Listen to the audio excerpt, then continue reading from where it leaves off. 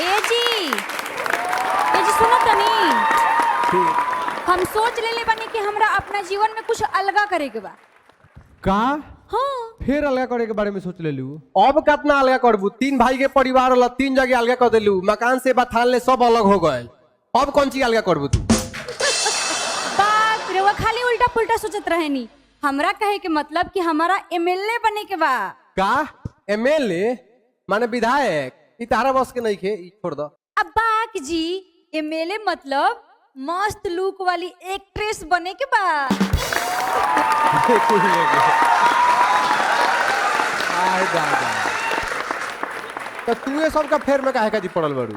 तू तो already MP बाड़ू। आय एमपी माने सांसद? ना ना महापागल। तारा ई सब के फेरा में मत पड़ो। देखो तनी कि तेज प्रताप भैया आइल बानी, तनी देख बात विचार करो, कुछ अच्छा बुद्धि लो। प्रणाम तेज प्रताप जी। खुश रहा, चूल्हा में घुस रहा।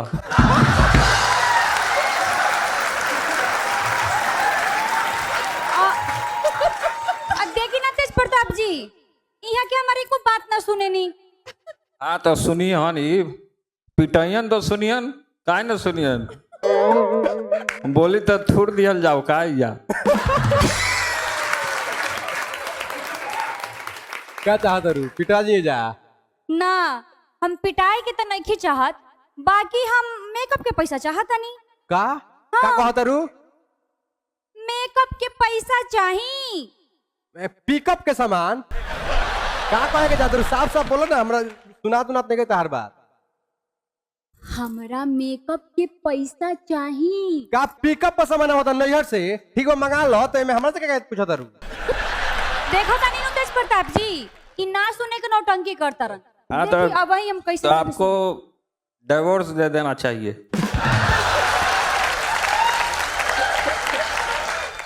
हमरा मेकअप के पैसा चाहिए।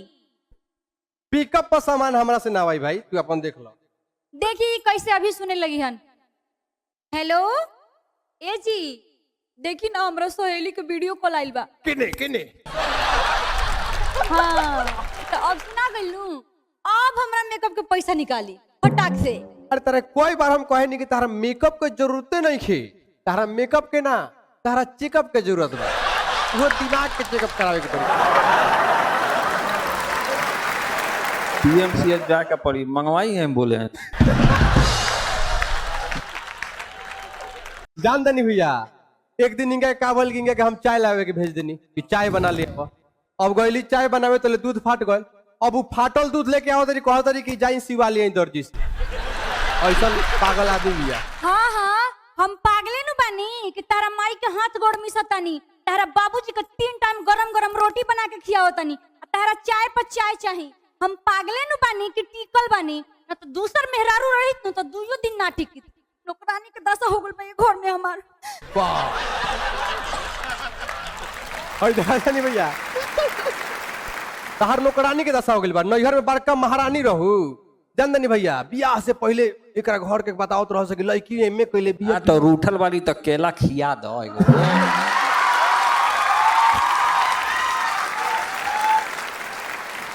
इनका के बियाह से पहले मार हाला रहे। लड़की एमए कइले बिया, बीए कइले बिया, मार पढ़ के डिग्री के पहाड़ खड़ा कइले बिया। आ जब जा तनी साइकिल से एकरा गांव में देखे त मार थप थप चिपड़ी पाथत बिया। बोलत तो ऐसन बारन की जैसे इनका बारे में हमरा कुछ पते नहीं खे। अरे हमरो गांव में तहरा बारे में बड़ी हल्ला रहे।